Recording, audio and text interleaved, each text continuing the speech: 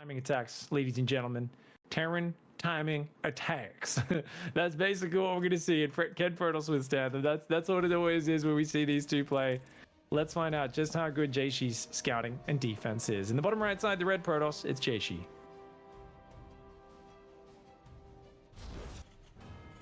Top left, our blue Terran is going to be Coffee, as we have him ready to throw the kitchen sink and more at Jieshi, I'm sure, throughout the course of this series.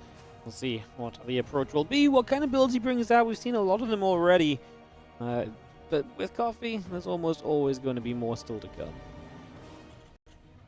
Yeah, so we saw in Coffee's last series, he opened with a 3 command center build into a giant kind of big push. Wasn't looking great, but we saw Coffee literally, you said, oh, he can try to make something to weather the storms yesterday. And at that exact moment, he ran into Cyan's army. And there was like 6 storms dropped all over his army. And he stemmed right through it, walked through 6 storms, literally weathered them.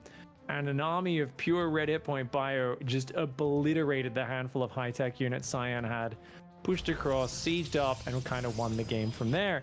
And it was a situation where everything was looking terrible for Coffee. Later in that series, Coffee looked like he was held, and then bam, he'd get across and just pull the boys and barely overwhelm. And drop interference matrices on Colossuses and stim on top and just barely kill them. And then pull the boys again and then do a crazy fast bunker push. And it was just this sort of kind of range over and over again. And it always looked good for the Protoss, and it always looked like, wow, well, Coffee really doesn't have a follow-up if this doesn't work. But it kept working.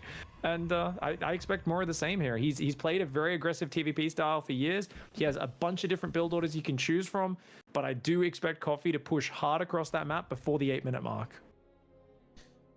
I mean, that's just Coffee in a nutshell. If it's anything other than that, I'm going to be concerned about what's happened to him, but we'll see, again, exactly what kind of style he wants to bring out and how he's going to hit that timing, what he's going to hit it with. Twilight Council going to be the opening from Jieshi, and he's just going to say, cool, I'm going to get control of the map early, I'll get my blink up, and just make sure I can, see, try and kite things across as well. You don't have to be super greedy taking a third with blink either, right? You can be very defensive with it for a bit and kind of take it a bit slower. When I say defensive, I mean you can get a few more units, which allow you to actually be on the map a little bit more as well and kind of apply some pressure. So that's naturally defensive because you've got more stuff. This is something Coffee has not really brought out. The proxy starport and going for the medevac out of that and then the Hellion drop. We've kind of discussed it as a possibility, but I don't think he's actually brought it out over the last few days. No, you're right. We keep mentioning, oh, this could be what's going to happen. It never happens. We saw aliens run into bases and just roast probes a few different series over the last few days, but yeah, this one's nasty, and he's going to drop right into that natural, where if you don't have a unit on the edge, sometimes there's a little bit of a tiny dead spot in the vision, and even if not, he's probably just going to boost right into the natural and unload on top of the probe. So it's a scary attack. He's looking on the left side of the map where it's more common for this to be proxied so he can drop in the main, but this is such a peculiar location. It's not on the Protoss player's radar. She's going for a robo. He's looking for a third nexus. Now, argument for a third nexus being good here is if he loses 10-12 probes, he can rebuild them very quickly with a third nexus if that starts before this happens. But obviously having more army and actually being in position is the most important thing. He's not in position right now. 2 stalkers in the main, 1 adept in the natural. Oh gee, and that's that blind spot I was talking about in the top. Oh god, he unloaded there out of Jieshi's vision, and now so many probes going down. You might be wondering, why isn't he pulling the probes away? It's because he doesn't want to line them up. If he pulls them, they'll stack and he'll take even more damage. So good discipline from our Protoss player to leave them just where they are mining. A little bit of spreading here may have been effective. 13 probes going down and still counting. Make it 14, make it 15. Absolutely brutal opening for Coffee. And he's, I was going to say, going to get 1 Hellion out alive to maybe keep a bit of scouting up, but you know what? It's all good. 15 probes, starport's on the way home. Blink just now about to finish, and this is terrible for our Protoss, who's down a bunch of workers when they're meant to be ahead, and this is going to really, really hurt Jieshi in terms of trying to get set up for the rest of this game. And this is the sort of thing that empowers Coffee's attacks, because now, how do you get the numbers up to deal with a Terran player who will just probably say, hey, there's no way you have enough numbers, so I'll SCV pull you to ensure you absolutely have no way to defend. It's going to be extremely difficult. And I'm pretty sure Coffee has that SCV pool mapped out before the game even starts. His builds are beyond optimized. They are well planned, optimized. And I think he just goes, ooh, that build sometimes has 50% chance to win. After this much damage, 85% chance to win with the follow-up, you know, even higher maybe. It's going to be huge. I do like the chronos on all three Nexi. Jieshi's doing a good job of trying to recover that economy. He's back to even on the workers, which is something, but still needs a little bit more work. Decides to go charge Colossus, which I really agree with. I always feel like Zealots just jumping on top, absorbing tank shots, dragging tank fire into the Marines, as well as Colossus to deal with those Marines directly. That's the best units, right? If you can just have 2 Colossus out, 12, 13 Zealots, you can take on a big Marine tank army. So I like the focus. I don't think you can afford Blink. You can't afford a Forge. You can't afford cannons or anything like that. Like no money for bonus BS. No safety batteries even is what I would argue. He's building one at his third, but even that I think is lower priority than getting up a 5th and 6th gateway. Personally, I think that's a higher priority, is if he can get maybe 5 gate Zealot plus Colossus production, I think Jieshi can still potentially hold on against this next push. Next and thermal lances coming through, so yeah, possibilities as Stalkers will get a few shots off from the tank, anything to hurt the tanks, right? Because getting rid of the tanks during the siege, the quicker that happens, the better off you're likely going to be. So the fact that the tank is hurt, I love that. We actually load up a medevac units. I like this, going to force a few units to split away when you know the Protoss does not have that many units to begin with. Forcing all split away could be really neat. It is seen there by an observer, but we also have a Protoss player who's ready to meet this on the ramp, and we do get the tank siege, and these 2 Marauders are going to try and carry into the Colossus fire. Well, that is a few units lost from Coffee, but he is going to get this drop off. I thought Jieshi had seen this, but he has nothing pre-prepared, so he's going to lose a bunch of probes, and that's going to be very costly. He doesn't have the anti-air to kind of shoot away at this medevac, so it's going to be able to just lift up and slowly move into the main and go for even more damage, even deeper, as now we dive even further in here, but the super battery keeps units alive as well. Yeah, that might be an overextension. The tanks are so damaged now. The Colossus is, barely gets out of tank range. If it took 2 tank shots there, it could have gone down. But actually a good unit split from Jieshi. He needs to get his Zealots around to cut off the reinforce. But actually, no, Coffee's pulling back. He's gone 3rd command center. Coffee says, you know what? Let's not overextend. I don't want to lose these tanks. I got to let my units heal up, prepare the tanks. And he does drop a 3rd command center and a 4th and 5th barracks. I would say it's plan B or plan C, but he has been keeping up his worker production, Coffee. So this is not like his normal, I'm just trying to kill you with an SCV pool. Like, this was a much more balanced follow-up. So I think he's still got a good shot of recovering. The one thing Coffee's missing, though, is concussive shells, and that's a really important upgrade in this matchup. Yeah, that's actually something to note, because it can really make the difference. Sometimes slowing a unit so you can trap it and chase it down, or sometimes just slowing the Zealots from advancing into you as well. You do have Disruptors obviously popping into play, and Jieshi going to try and play catch-up on upgrades with 1-1 starting at the same time, taking that 4th base. Coffee has a 3rd about to finish, but how much will he be aggressive before then? I mean, he looks as though he will set that up. My question is, how comfortable is Coffee in a longer game? Like, is he ever going to build any additional tech? Is he just going to keep on building bio units?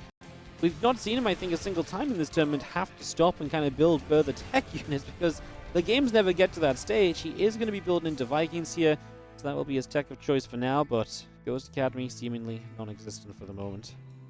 Well, it's weird because this is a more balanced composition, and that is Coffee's weak point. Is playing a real standard game. As I say that, he restarts tank production. He built Widow Mines for a little bit. Now he's like, nah, back to siege tanks. Yeah, he's like a tank all-in guy, really. That's his range as a player, is tank all-ins. Like, he's not wanting to go 2-2 or anything like that, but he's just so good at that special area. And oh my gosh, getting Stalkers in the middle and getting damage in the back. As I say, he doesn't ever like to go double upgrades or ghosts. He goes for double upgrades as well. So Coffee's playing a much more kind of balanced game. On the other hand, I would say not being as dangerous with your timings does come with drawbacks, and that's giving your opponent time, right? We are seeing +1 armors coming in. The second forge is getting rebuilt. We've got Templar Archives, Disruptors, and Colossi are on the field. If Jieshi can buy enough time, like, he can definitely get back in this game. He's only on 62 workers, but I do feel like he's going to be stronger than Coffee if the game goes long enough and they're even enough. But as Coffee adds Ghost Academy, Armory, all of this tech, he is definitely in a big lead still. This drop just sits between 3 different bases. It really has a choice of where it goes to. It's going to go to the left side base now. There was only a couple of probes moving over here, and still seeing Jieshi just not with anything kind of in position to stop these things, because you can't really justify sending units to 3 different entry points. So just has to pull the probes away, and he does that quickly so he doesn't lose too much. The 2-2 of Coffee has started up off that armory in the second engineering base, still bringing the Viking count to be higher. Our ghosts are arriving, and now we're seeing Coffee play a different game to what he usually plays. We'll see if he can control that army well enough to take these fights, as we do have a Protoss player advancing. This is going to arrive before the ghosts are here. If there is a timing, that may be it, just kind of pre-EMP. The shields will be able to stay intact, and that will make this army much tankier than it would be once the EMPs are available. Zealot, Stalker, Colossus, Disruptor gathering on the front. I don't think this is a win timing for Jieshi. I think it's just a harass timing. And look, it's actually Coffee who's getting the harassment off and succeeding.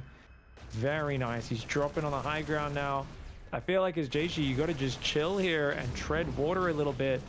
I feel like you've got, an advantage if the game goes long enough, but maybe he doesn't feel that way. Maybe Coffee has just not been choosing to show his impressive late game macro in this tournament. He actually is confident at this stage as well. Finally, the medevac goes down, but it's caused so much chaos, not to mention the probe kills. The attack on the front, crazy attack. The Disruptor shot's great, though. Gets a few Marauders, but he's got to get out of here. Disruptor's trying to cover his retreat. Some Stalkers, man, he's got to pick off these Vikings. Those Vikings are so far forward. Yeah, at first, I really didn't think he had that many Stalkers, but he has an okay amount. It's not getting rid of these Vikings soon enough, though. Now, 2 Colossi dead. If you're only splashing this army, is going to be 2 Disruptors. That is not exactly ideal. The Zealots decide that this is a moment they want to re-engage into this Sim City bunker setup. I do not think that this is it from Jieshi, but he seems to think so. Disruptor shots are firing. The Zealots are still powering through, and maybe I was very wrong. The Sim City does not seem to have mattered. His coffee supplies kept on plummeting. Credit to Jieshi, he saw the fight, and he has taken it, and he is absolutely going to sweep the floor with Coffee's army. I'm with you. I thought he was going to get rolled as well, Wardy. I need to rewind that replay. What just happened? That was crazy. Yeah. I was like, is half of Coffee's army stuck somewhere else? I mean, obviously he hit just before 2-2 finished, which is kind of brilliant from Jieshi, but yeah, I mean, we said this isn't Coffee's specialty, this sort of army, and he did forget concussive as well, remember, the entire game. So that does make a big difference against the Zealots. There was no Widow Mines. He only had a few Ghosts and didn't really land any EMPs on the Zealots. So essentially, that was a fight where Mass Zealot Stalker kind of beat Coffee. Part of it was the fact that, remember how Coffee chased him. So what happened in that is he overstimmed. He'd stimmed a second time and then eventually a third time during that battle. So he kind of killed his own units by triple stimming over the course of the fight. He only had 3 or 4 medevacs maybe, because he'd gone so heavily into Vikings. So, we're used to watching that sort of stage of the game where the player's got Widow Mines scattered out, who's got more bio than the Protoss player has units, better upgrades sometimes even as well. And of course, they've got more medevacs for healing. But all those things changed. No concussive shells, hitting right when the upgrades were even just before they became 2-2. A lot of things actually worked out very well there for Mr. Jieshi. So well done, dude. He found a timing we did not think existed. Very, very cool. As he is going to set up with a 1-0 lead in this series, going to Crimson Court for map 2. Kind of mentioned, I think, yesterday how Coffee can like this map because this map can typically kind of become a very kind of like forward-thinking map. You just kind of push through the middle, and that is very much so what Coffee likes to do. But it's got to be concerning because Coffee opens the series up with a mass amount of damage off a Hellion drop, and now you lose that game anyway. There's not going to be many games in this series you play where the start is as good as that. So Coffee is going to have to rally a little bit and play a little bit kind of neater and tidier around the edges, because if not, it's going to be very tough for him. Jieshi showing that he can make comebacks, and that's a scary proposition against a guy that likes to take leads and kind of end the games from there. Although I guess he didn't try and end the game this time. Yeah, I just watched the replay again as well, and there was a very low Marine count. There was almost no Marines and no concussive shells. So he just had nothing to kill the Zealots. Because normally like Widow Mines, EMPs, and Marines are what really cleave through the Zealots quickly. There weren't any of those, and he chased so far, and it was indeed a triple stem, I just confirmed. So a bunch of big mistakes from Coffee. Coffee is a guy who's very good at attacking. He's very confident when he's shoving those all-ins at his opponent. But we could see nowhere near on the same level when it comes to his defensive stats. And that does make things rather awkward. Going to the next game, we'll see if he can rally in the bottom left side of the map. Time for some piping hot coffee. Comfortable lead, 1-0 up, looking to make it 2. It is Jieshi in the top right-hand corner, in the red, on the red map. Yeah, that's a wild turnaround there. Obviously, tank production is not very good against that army as well, right? Tanks are good for dealing with Colossus and Stalkers, but the Vikings already kind of dealt with the Colossus. So, yeah, I would have liked to see Coffee just follow up with some more all-ins, man. Some more committed pushes. Like, he did so much damage with the Hellion drop, ends up losing the game. That is not a confidence-boosting opening for Coffee. On the other hand, it's also like, we were kind of saying, wow, is he really going to just play standard Bio Viking? Like, he almost always does tank timing attacks and SCV pulls and bunker pushes. But I think as long as he follows up his aggression with something that's a little bit more in his normal vein, that'll be good. It just felt like his first push was a little bit half-cocked, right? With the single Marine drop in the back, the tanks on the front, and just started bleeding out a few too many units. I wonder if he, yeah. I wonder if that was kind of the kind of even just the Marines lifting up. I mean, how often have we seen that forward position held by a Protoss on Oceanborn as well? I mean, I do think of an earlier round in this tournament where I think Coffee stimmed through that position even though force fields came down, but there's the answer. You force field that main army, the single drop. Actually, it didn't do bad for itself, but if everything's together, maybe that could have been an overwhelming force if he gets through the force fields or if he waits out the force fields. All hypothetical at this stage, of course, as we get ourselves now into Crimson Core Game 2 and waiting to see what the plan is already. It's probably going to start nibbling some gold minerals and just opening up that right-hand side, which is probably the safer route of expansion for a Protoss player over the course of this map. Factory starts up in the main base for Coffee. No second gas just yet, though, so I think it'll be his classic trademark second barracks and third barracks before starport style. Ooh, that's dead Reaper, unfortunately, unless he can get back to the high ground. Oh, not quick enough. Yeah, very close, just not quite close enough. As the Twilight Council is halfway done then from our Protoss player. Stalker, Warp Gate all coming up. Factory in Iraqs and a CC coming through from Coffee. You mentioned seeing the extra barracks, and I think you're very right with that. It is something he loves doing. Second Rex at least already coming through. He's going to get a Cyclone off the factory as well, so an early kind of defensive unit is not going to help you as much long run against like Blink, for example. So yeah, it's going to be much more helpful now, but again, kind of a short shelf life.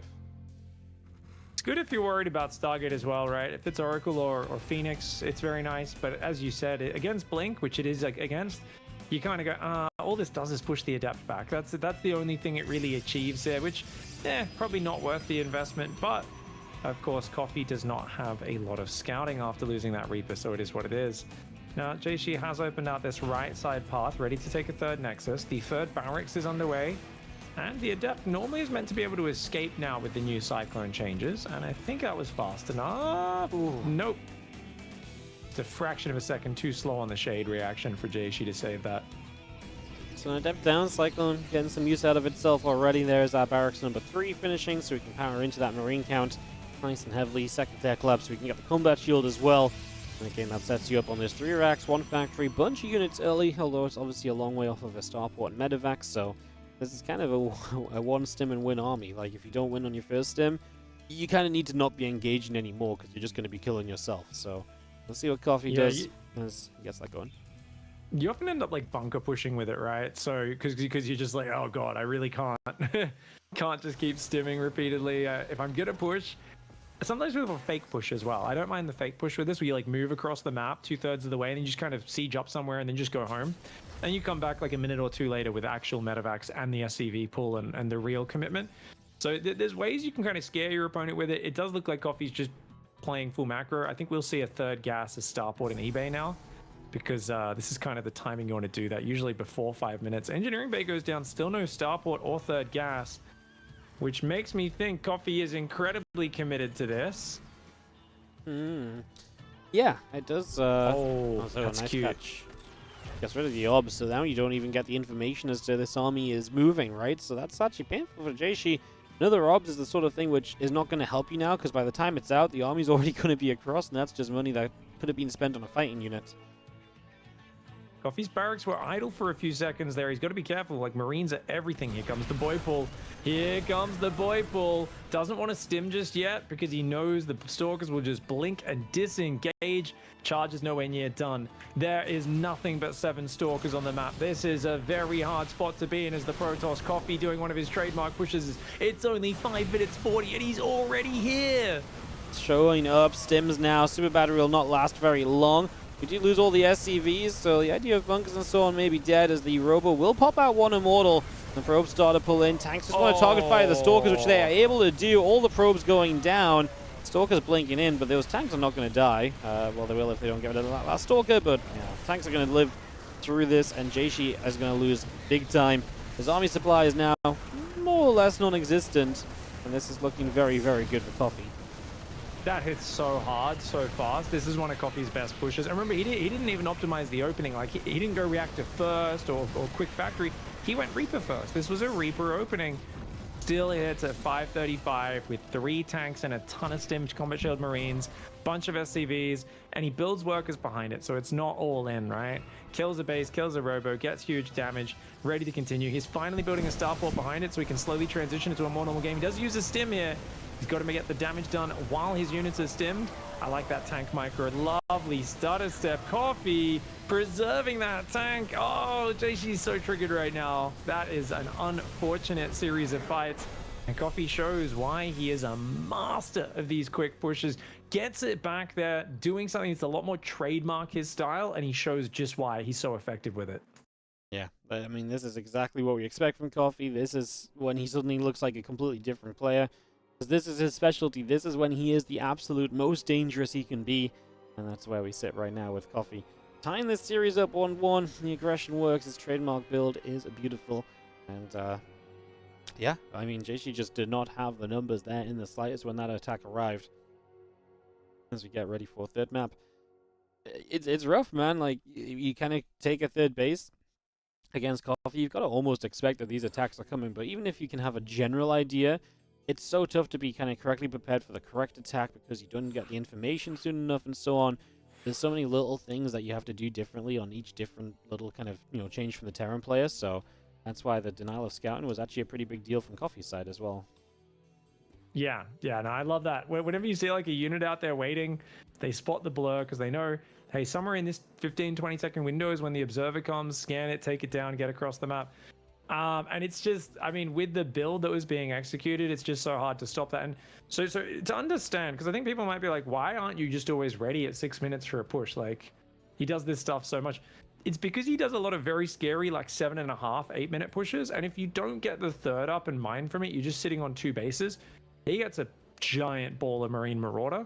And that's like, if you don't have splash damage, you're kind of screwed. But making splash damage on just 2 base economy is also very tough, so it does put you in a bit of a hard spot. I have been personally wondering a little bit why we don't see a bit more of, the 2-base storm drop charge style, where you take the third after starting storm. You go 4 gas, you start storm, then you start the third nexus at like 5:30 or something like that. Yeah, you sit on a pretty low economy with that style, but we often see Protoss kill a Terran that's up 10 workers, right? And I think in this case, well, it's not so much about killing the Terran, it's just about if you can have a few storms ready, land them on his army, that's going to be great. Maybe not going to work every time, because once he knows it's coming, he'll be pre-spread and really careful to not get hit by the storms, and they're not as reliable as Colossus, but I'd love to see something like that mixed in here by Jieshi. Just to change it up for a game or so, right? And then you make Coffee a little less sure, and it's one more thing he has to think about rather than just, kind of knowing what's coming his way can have an impact as well. In the top left, I read Protoss from Dragon Kaiser Gaming. It is Jieshi.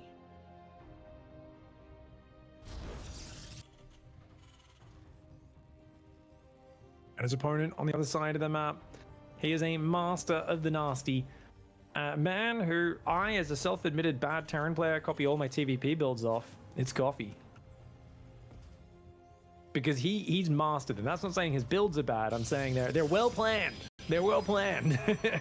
Well-planned timing attacks is something that you feel like you can kind of emulate poorly, but you can emulate it, right? Like, this is why Coffee's builds are very good to copy if you're at average Joe on the ladder, I think.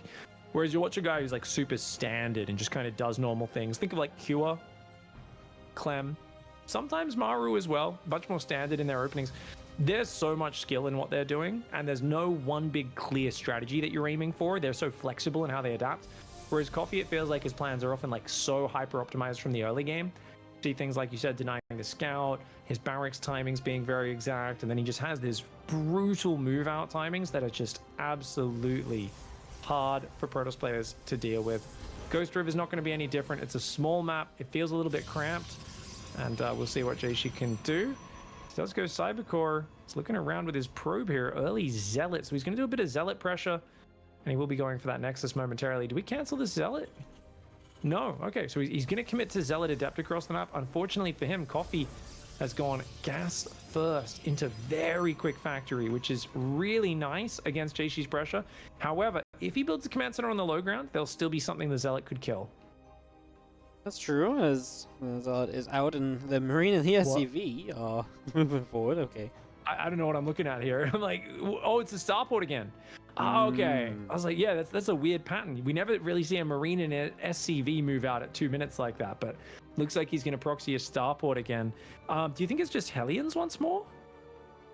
Could be. I'm kind of surprised that he hasn't used it at all, and then he kind of decides to do it now, but it did work so well previously.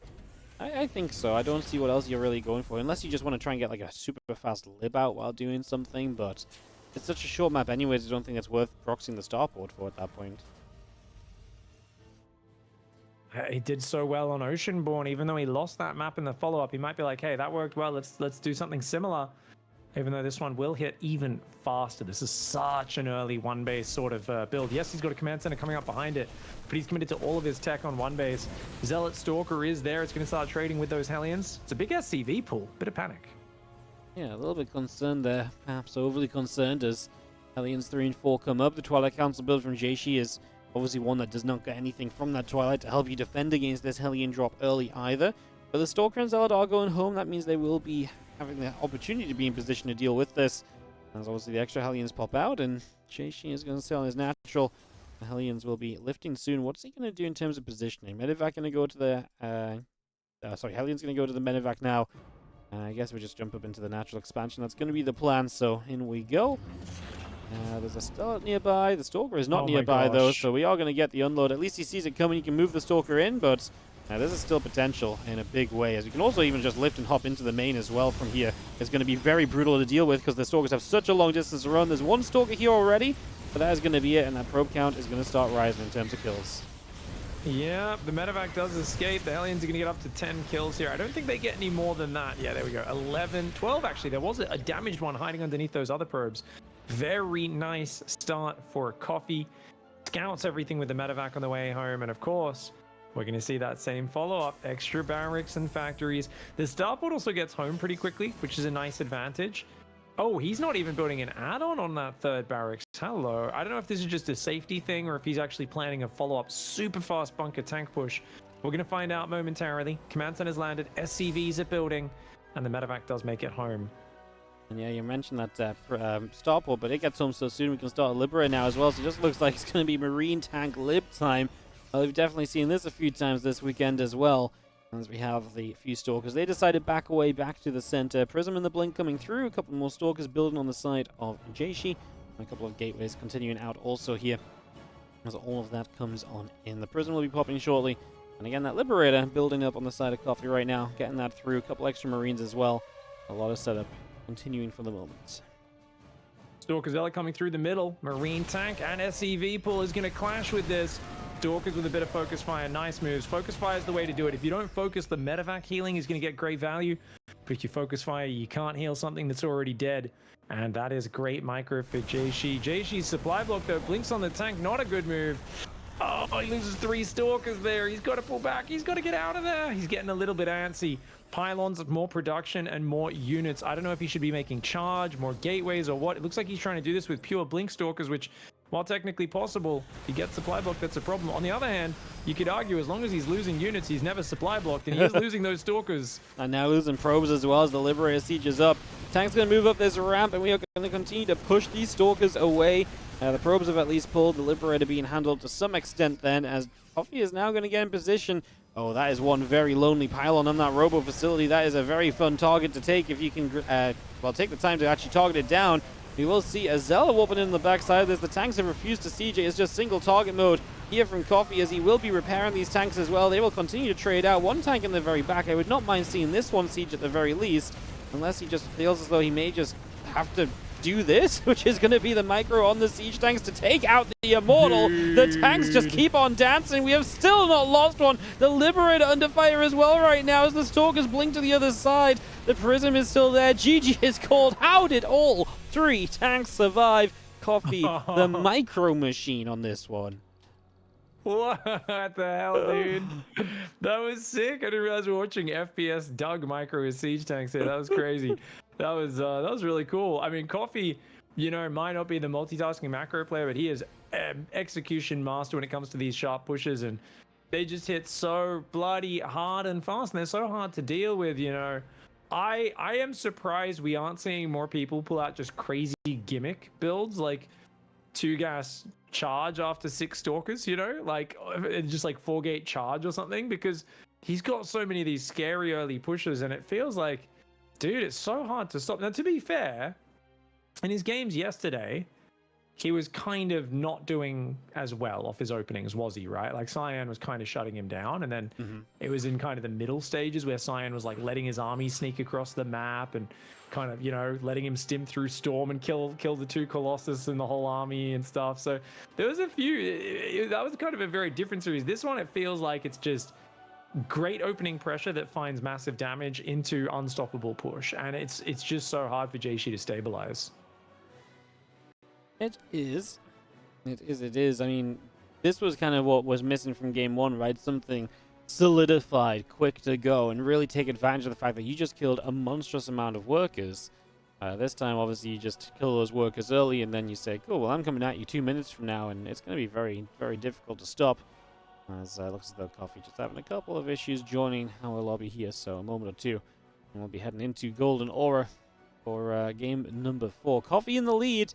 Looking to make this TVP for the rest of the day in the Asia region, because obviously after this we do have the Nice versus Oliveira matchup in the upper bracket finals, but we will then be diving into the Nanami versus the winner of this series in the lower brackets. Oh, dude, as you're saying that, it's dawning on me. Nanami Coffee, if Coffee wins this next map, dude, that is like watching 2 monster trucks just run into each other, like head-on collision.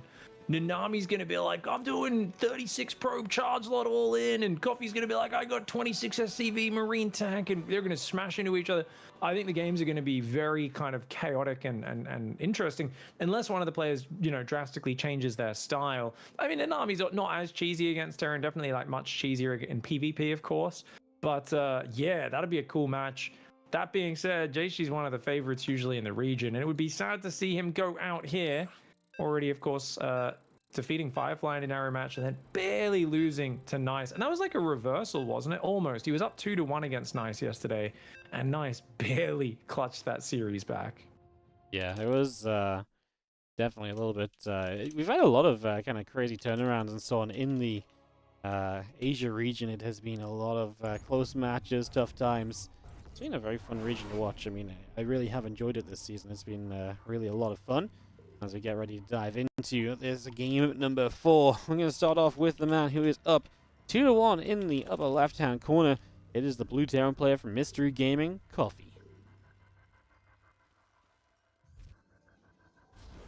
And it's Bone in the bottom right side. He's got to win this map and the next one in a row to bring it back. The Protoss Beast. It's Jieshi. He has a much bigger map to work with this time around. That's always something you kind of enjoy, especially against a guy like Coffee. Just put as much space between me and you as possible, you know? It's your attitude towards Coffee when you get on a small map with him, you know, Ghost River, you're like, oh gosh. It's like when you get seated next to a big smelly person on a plane in economy class, you know? It's ooh, you go, oh Jesus, you know, that person is spilling into their seat and they smell bad, and I don't want to be here right now. And that's Protoss against a Terran player who's going to 2-base all in you and get across the map in about 6 seconds. I definitely have just try to process the analogy, Pig, not gonna lie. You know, sometimes you say things I'm like, I have no idea what to say to follow this up, but I appreciate the creativity. We've all had those nightmare flights, mate. Yeah. Dude, one time I had this bloody Chad who was chatting up the girl on the other side of him. He was in the middle seat, and this guy was really, like, he was not fat, he was just muscly, which is even worse because the shoulders are way too broad. But he was wearing like a real tight t-shirt, like way too tight. And he's also kind of animatedly gesturing with his hands while he's chatting to this girl, and it was like wafting the smell right onto me. I was like, oh god, dude. Did you? I don't know if he had a connection or what, but the man had not showered. That was for sure. It was nasty. Oh. He was using the old pheromone approach to pick up. But anyways, sorry for the random tangent. eBay block has forced an awkward third. I always love this opening for Terran. I feel like it's really uncomfortable as Protoss when you have to take the third. He's gonna even go for the bunker. Wow. The old bunker marine. This is like the minimal commitment bunker that's really just looking to screw with the Protoss and get a reaction. That's all he's looking for. Yeah, just trying to force an overreaction and kind of just mess around a little bit. There's not really any threat to come from that. Just trying to get in Jieshi's head here early on. If you can get into his head early, probably feels pretty good for himself. So just going to be kind of heading towards that, as we do have a couple of Hellions on the way out, by the way. So already going to see those poke across. Obviously, this is a situation where even without the starport to drop him, Hellions have potential because the defense is spread across a main and a third base location with a major gap in the middle. So there's a lot of opportunity for Hellions just to find their way in, and that's why you're seeing the 4 Hellions this game who clearly seem to think that there's an opportunity here to get something done once more. It's always so hard, right? Are they going to go in the main or are they going to hit the third base? How do you defend both at the same time? So it's really tough. Usually a spread of stalkers, and trying to cover both of those is very, very important. We'll see which way he can go. Charge is on the way here for Jieshi. I was saying, you know, we need an easier response to these fast pushes. Charge seems to be, you know, a good response a few minutes from now, but right at this moment, not the biggest priority. It's these stalkers that need to be stutter stepped and focus fired. Let's see if he can hang on. This is going to be a tough one. And we go with these Hellions as we are going to be past the Stalkers. He stops to hit that one probe as now we are going to be here. The question is, how quickly can you knock this down to only being 2 Hellions? Get away from that one-shot potential. 5 workers already dead. We're going to get 2 more here. There's a couple of hurt probes, so they will go down quickly still. That's 9 workers killed, and at least 1 Hellion? No, make it 2. Both going to get out of here alive. There's another probe that does get batteried up, so that gets healed. But I mean, this is already amazing damage once again. We're talking about 9 workers, 2 Hellions out alive to scout or keep some map control. And Coffee has done huge damage again as he sets up into Marine Tank. Starport coming through, so we'll have that ready to go in just a moment or so also. As this is all looking very good for the Terran. Recovery is possible though. That command center hasn't landed yet. So as successful as the opening has been, there was a big commitment to make all this happen. She's probing back up. Third base is on the way. Robo halfway done as well. The problem, of course, is now going to be figuring out what's next. And that's always what's hard when you rush charge like this. If you don't have an observer or a sentry for hallucination, because you really want to look around this Terran base and you want to see, hey, okay, is he going to go third barracks now, or is he just going to non-stop produce units? Like seeing the starport with no add-on, that's huge. If he could see this, he'd basically be saying to himself, oh, this is a really fast push from Coffee. Let's start making gateways and zealots. But he doesn't know that. He has no information, Jieshi, and Coffee, on the other hand, knows about the charge. So there's a good chance he throws down a third barracks now and tries to really mass up his bio army, because you don't want to fight into charge zealots with too few forces or you get overrun. Well, we do have these Hellions going to come through. A few probes going down. No. We are going to find even more workers. I can't believe these Hellions are back, Pig, and that's a lineup for 2 more at the end. How did the last 2 Hellions do as much as the first 4 when those 2 Hellions were part of the first 4 as well? That's now another 9 workers. Oh, that is painful for Jieshi, who's taken so much damage early, and Coffee is going to be looking so good on the follow-ups. The Storm Temple Archive starts, but he's going to have a real lack of units. Yeah, this is nasty right now. The Stalker's moving across the map. I know where Jieshi did it, but without Blink as well, especially. Super dangerous. Marine drop in that main base. Uh-oh. It's going to stim into that main. That is very scary. Oh, dude, he's taking so much damage. It feels like Coffee's early game openings, especially the Hellions, have just been catching his Protoss opponent off guard. Jieshi's just not being able to handle the Hellion drops, and from there, it's like, I'm like, oh, the fact he's keeping the game kind of vaguely competitive is impressive, but it's just a completely different story if you have a clean opening. It's, oh my god, is he just going right back in? And there's nothing there. Yeah, everything pulled away. Obviously, we're playing charge, right? So the idea of like mobility doesn't really exist in this Protoss army. There's no Blink or anything like that, or Phoenix. Gonna finish this pylon. A few Marines live. They're gonna back away. You basically just have to keep units here. We are trying to build Storm, but that's an unpowered Temple Archive, so Storm is not producing during this time, and that's going to cut away at the timing of Jieshi to get the defense up in time to deal with Coffee, who is on his way across the map, leaving the natural, moving to the bottom right as we speak. I mean, these few Marines are keeping units busy. Again, no blink, so we can realistically still get away with this medevac. And it's just going to get to join everything else for the big push that is looking to end this game and this series here right now. Marine tank mine coming forward. That is an impossible army to deal with until he has Storm. Combat Shields isn't done just yet. The Zealots take probably the best fight they were going to take, and it's still pretty damn rough.